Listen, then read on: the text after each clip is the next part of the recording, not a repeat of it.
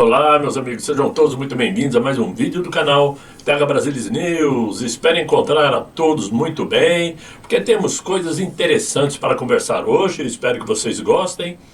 E vamos ao que interessa, não deixando de pedir primeiro que vocês deixem o like no canal, por favor, se inscreva no canal e convidem seus amigos para me acompanhar, ok?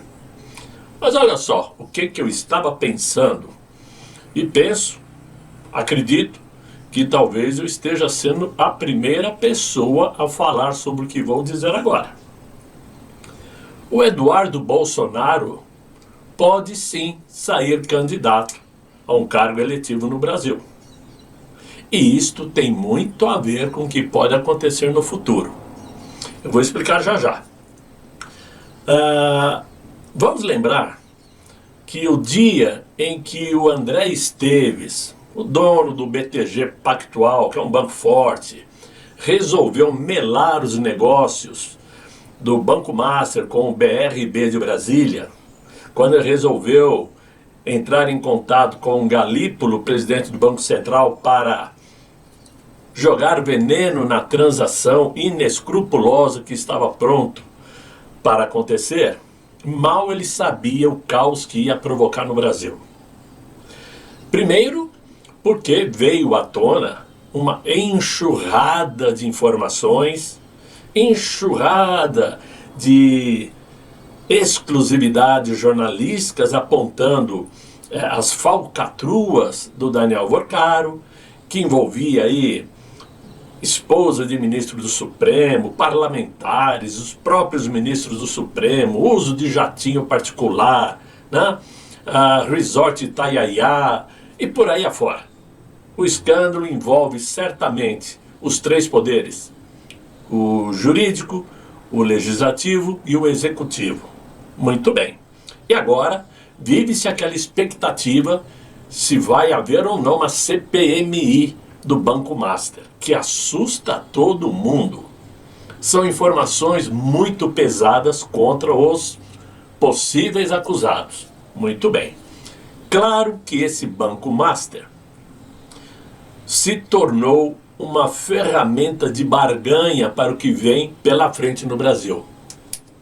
De um lado, a direita, principalmente, dentro do legislativo, propondo, ameaçando abrir a CPMI, tentando com isso, inclusive, usar o Banco Master como uma possibilidade de justificativa para um processo de impeachment, e isso poderá acontecer caso os pleitos de outubro promovam uma maioria no Senado Federal. Do outro lado está o Supremo, que sempre tem engavetado seus possíveis novas vítimas. Entre elas, o Eduardo Bolsonaro, que já tem um inquérito aberto no Supremo Tribunal Federal, mas ainda a Polícia Federal não fechou a investigação e, portanto, nem tem prazo para haver um julgamento, se é que vai haver. Por quê? Ele entra, o caso do Eduardo Bolsonaro, entra também nesse jogo de barganhas, o chamado toma lá, dá cá. Por que eu estou falando isso? Porque não existe na Constituição brasileira um impedimento para que Eduardo Bolsonaro se lance candidato a cargo algum no Brasil. Ele pode se lançar candidato a senador por São Paulo, pode até se candidatar a presidente da República, coisa que não vai acontecer porque o nome pronto é o do Flávio Bolsonaro. O fato dele estar nos Estados Unidos não impede que ele se candidate. Aí nós vamos pensar, bom, mas ele vai ter que vir para o Brasil para assumir o cargo, porque antes da eleição ele pode lançar um representante para cuidar da sua indicação, da sua corrida para as eleições. Ele não precisa estar aqui. Vamos lembrar que o Eduardo é filiado a um partido político, é uma das exigências. Ele tem residência fixa no Brasil, também é outra exigência. Não tem uma acusação contra ele, acusação julgada, que eu digo, né? Pode gerar debates dentro do Supremo? Pode. O Supremo pode entender que ele está foragido para não ser pego aqui no Brasil? Pode, mas não impede o lançamento de sua candidatura. Caso ele se lance candidato e vença, as consequências só virão depois do pleito eleitoral. Depois do pleito eleitoral, possivelmente quase certo, nós veremos Flávio Bolsonaro eleito presidente do Brasil. E veremos também os novos senadores que preencherão a casa no Senado Federal. E com esta força, Flávio Bolsonaro, mais uma maioria no Senado, o Supremo não terá força para barrar o Eduardo Bolsonaro aqui no Brasil. Até porque o próprio Flávio Bolsonaro eleito, como eu disse há 2 vídeos atrás, pode lançar o Eduardo, um embaixador do Brasil nos Estados Unidos, por exemplo. Então, a possível volta de Eduardo Bolsonaro é sim provável. Não vou trocar de palavra, não provável, é possível, se ele quiser. Porque, obviamente, que o Supremo Tribunal Federal nesse momento está fragilizado. Simples assim. Por quê? Porque percebeu que tanto o Centrão como o sistema financeiro já pularam do barco. Já não estão mais do lado que deveria estar para proteger os próprios ministros. Simples assim. Então temos esta possibilidade que nos anima muito, anima demais, diga-se de passagem, e por isso eu vou, talvez, explicar por que as coisas estão como estão. Olha só, essa semana não foi somente uma semana de disputa política, aquela disputa comum, qualquer. Foi um sinal bem claro de que o governo perdeu força e talvez mais do que eles imaginam. As provas estão claras. O Inácio derretendo na preferência popular para pesquisas e o Flávio Bolsonaro crescendo como se fosse um foguete do Elon Musk, subindo a toda.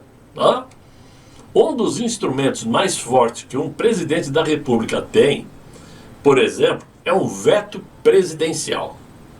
E o Congresso vai lá e derruba esse veto. Isto não é algo comum de acontecer, principalmente quando o governo tem uma base sólida. E prestem atenção que no governo Jair Bolsonaro foram 4 ou 5 vetos que foram derrubados pelo Congresso. A Lei de Segurança Nacional, enfim, não vou lembrar todos, mas enfim, teve 4 ou 5 vetos derrubados. Quando isso acontece, não é o caso de Jair Bolsonaro, que o Congresso trabalhava contra porque tinha uma maioria da esquerda e não queria dar chances ao avanço de Jair Bolsonaro. Mas agora, no governo do Inácio, quando isso acontece, é porque ou ninguém mais está comprando a ideia, comprando o papo do Inácio, ou o governo já não consegue mais convencer nem quem deveria estar ao seu lado. E aí vem a reação, sempre rasteira, que sinceramente chama muito mais atenção pelo desespero do que pelo efeito. Ao invés do PT buscar se reorganizar, arrumar a base, tentar negociar melhor com o Congresso, reconstruir um apoio lá dentro, a deputada Luciene Cavalcante, que é do PSOL aqui de São Paulo, decidiu levar essa questão para fora do Brasil, acionando a Comissão Interamericana de Direitos Humanos. Ou seja, como não consegue ganhar o jogo aqui dentro, tenta puxar um árbitro internacional. Agora pensem comigo, isto é ou não é estranho? Porque durante anos o discurso foi de soberania nacional. Ninguém mete o bedelho no Brasil. E o Inácio, antes de estourar a bomba do Banco Master, estava voando alto, falando grosso, achincalhando o Donald Trump, mandando chupar jabuticaba, mandando sentar numa mesa de bar para discutir o assunto, né? Enchendo o peito, falando muito. Mas agora parece que acalmou, está assustado, está sumido. Sumiu até das... não vou nem chamar das festas de 1º de maio, porque 1º de maio foi um fracasso total aqui, né? Mas já é o 2º ano que ele não aparece. Então aquela conversa de soberania, de independência do Brasil, de resolver tudo aqui dentro, parece que desapareceu. Só que na prática, quando uma decisão não agrada, a solução vira recorrer a um organismo internacional. É assim que o PT faz. Que na prática, eu já vou adiantando, não resolve porcaria nenhuma. Comissão Interamericana não tem força alguma para reverter uma decisão do Congresso Nacional. E hoje, dificilmente o Supremo se meteria nisso. Eu vou explicar já já. Isto passa apenas, essa decisão dessa deputada mostra apenas uma sensação de fraqueza, quase como se dissesse: nós não conseguimos resolver aqui, então vamos apelar lá fora, fazer barulho. A outra tentativa do PT, como eu falei, é levar o caso para o Supremo Tribunal Federal. Só que, ao mesmo tempo, o Supremo está numa posição bem diferente do que a gente viu nos últimos meses. Né? Nem vou falar nos últimos tempos, é nos últimos meses. E as informações da imprensa, de Malu Gaspar, seja lá quem for, dão conta de que não existe clima para barrar esta decisão do Congresso, lá dentro do Supremo. Né? O Supremo, que antes entrava em temas polêmicos com muito mais firmeza, parece agora estar pisando em ovos e evitando confronto direto com o Congresso, evitando aumentar ainda mais a tensão, visando o risco de sofrer um revés que tem nome: Banco Master, CPMI do Master e, por fim, impeachment. Então, isto nos mostra, meus amigos, que o ambiente não é o mesmo, mas nem de perto. O Congresso está mais firme, não porque caiu na real e resolveu seguir estritamente a Constituição, longe disso, porque ganharam massa muscular, ganharam fôlego, né? Estão mais dispostos a bater de frente, principalmente porque o Davi Alcolumbre percebeu os mecanismos que o Congresso Nacional agora tem para encarar o Supremo. E também porque o Davi Alcolumbre, obviamente, vai trabalhar para proteger seus 3 ministros de estimação: Moraes, Gilmar e o Dino. E é uma mão de,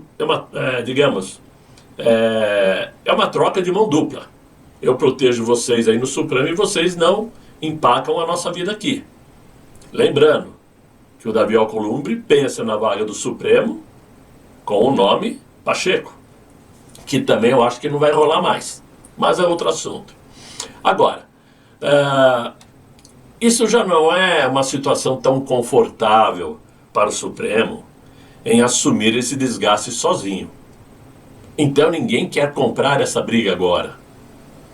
No fim, o que fica é a imagem de um governo encurralado. Até porque o próprio Supremo Tribunal, eu estou cismado, o próprio Congresso Nacional também percebeu que o Centrão e o sistema financeiro já estão piscando as luzes para o Flávio Bolsonaro. Eles já perceberam a massa muscular que o Flávio está ganhando, a força que ele está tendo, a demonstração de que ele pode sim reunir em seu torno um grupo muito mais forte do que poderia, nesse momento, ter o próprio Supremo Tribunal Federal, que está acuado. Claro, tudo pode acontecer, muita coisa pode rolar, dos bastidores realmente ninguém sabe de verdade, mas é o quadro que está sendo pintado, é o cenário atual que nós estamos enxergando. Do outro lado, claro, tem um Congresso agora corajoso, se sentindo o Hulk, né? Mas do lado de cá tem um judiciário cauteloso. E no meio disto tudo, uma reação que parece mais desespero do Palácio do Planalto do que estratégica. O fracasso das manifestações petistas no dia de ontem, por conta do 1º de maio, falam por si só. Falam muito alto. Né? Tudo isso, meus amigos, é um jogo que está sendo jogado hoje à luz do dia. Não está sendo mais tratado só nos porões de Brasília. Está sendo um jogo aberto. Tem muita coisa sendo jogada. E está muito bem claro o núcleo do problema central, que é Banco Master. Vamos aguardar os próximos capítulos que virão à tona muitas outras motivações para que o Supremo dê um tempo. Não vão querer quebrar a cara, até porque, com relação ao pleito eleitoral de outubro, os nomes que comandarão o Tribunal Superior Eleitoral serão outros. Serão outros. Se são fervorosamente bolsonaristas ou não, é outra coisa. Mas que não são da turma do Inácio, não são. Pelo menos o presidente e o vice, que já entraram no Tribunal Superior Eleitoral. Mas agora, mudando de assunto e falando de algo muito sério, eu gostaria que vocês prestassem atenção, é a notícia que explodiu no dia de ontem e que gerou debates em todo o mundo. Foi a decisão de Donald Trump de retirar 5.000 militares de sua base na Alemanha, a maior base americana fora dos Estados Unidos. O que está acontecendo agora não é apenas um movimento militar isolado. É um sinal claro de mudança no equilíbrio de poder global. E analisando bem essa situação, analisando bem esta notícia que saiu, para mim, o cenário ficou muito mais claro e preocupante do que parece à primeira vista. Porque a decisão de Donald Trump veio do nada. Ou veio de alguma motivação. Claro que veio de alguma motivação, pensando bem. Porque ele já vinha dando sinais de que estava descontente com o papel da OTAN. Já estava dando sinais que mais hora, menos hora, poderia abandonar a OTAN. Ele ainda não abandonou, mas já deu o primeiro grande passo. Foi uma resposta direta às críticas do governo alemão com a postura americana lá no conflito com o Irã. Ou seja, não é uma decisão militar, é uma retaliação política com impacto estratégico. A organização do Tratado Atlântico Norte, conhecida como OTAN, até tentou manter o tom de confiança, dizendo que continua preparada para defender seus membros. Só que na prática, meus amigos, quando a maior potência militar da aliança começa a retirar suas tropas dos pontos mais estratégicos da Europa, claro que isto gera um desconforto inevitável. Porque a presença americana na Alemanha sempre foi o pilar de segurança europeia no pós-guerra. Não apenas contra ameaças externas, mas como símbolo de estabilidade. O governo alemão agora, depois que reagiu dizendo que a Europa precisa começar a se virar mais sozinha, parece que não está tão confiante nesse pensamento. Eles sabem de seus limites, porque é uma mudança enorme. Por décadas, muitos países europeus reduziram seus investimentos militares justamente porque tinha confiança na proteção americana. Agora essa confiança começa a ser colocada em dúvida. Os riscos para que a União Europeia fique em situação difícil são muito grandes. Primeiro porque existe o risco direto de enfraquecimento militar. Sem o mesmo nível de presença americana, a capacidade de resposta rápida da OTAN na Europa diminui drasticamente, até por conta das verbas, onde os Estados Unidos sozinho bancava pelo menos a metade das despesas da OTAN. Países que já têm dificuldades em manter seus próprios orçamentos de defesa vão sentir ainda mais pressão. Segundo, porque surge o risco de fragmentação política dentro da própria Europa. Nem todos os países vão reagir da mesma forma.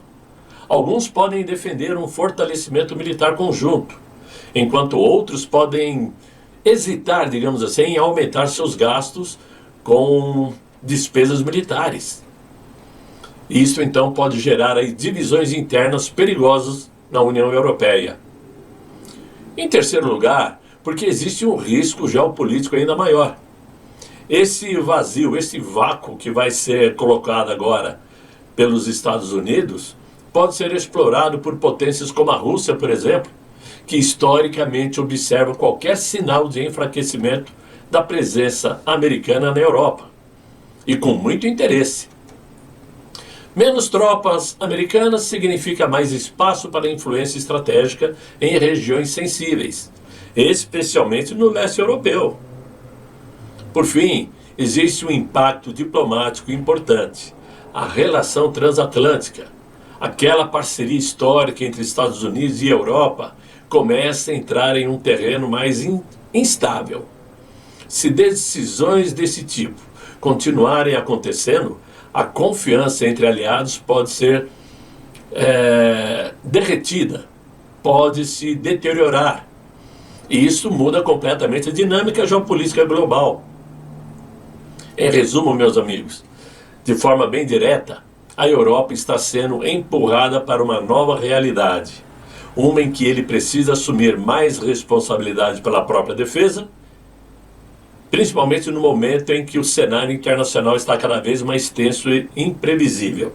Claro que por trás dessa decisão de Donald Trump existe aquela negativa da própria Alemanha, da Itália, em não ceder suas bases militares para que os Estados Unidos usassem para suas aeronaves irem para o Irã. Existe a hesitação do governo britânico em dar apoio total também às ações de Donald Trump. E principalmente também a França, que até aceitou participar dessa luta para acabar com o fechamento do Estreito de Hormuz. Só que deixando claro que quem comandaria suas ações seria a França e não os Estados Unidos.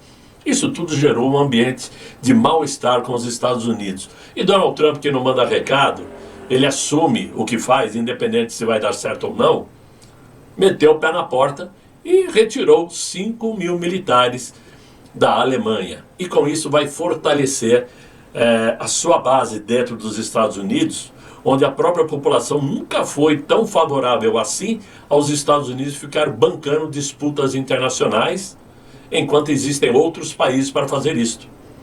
E Donald Trump também vai aproveitar para espalhar esses 5 mil militares, sabe aonde? Aqui na nossa América Latina.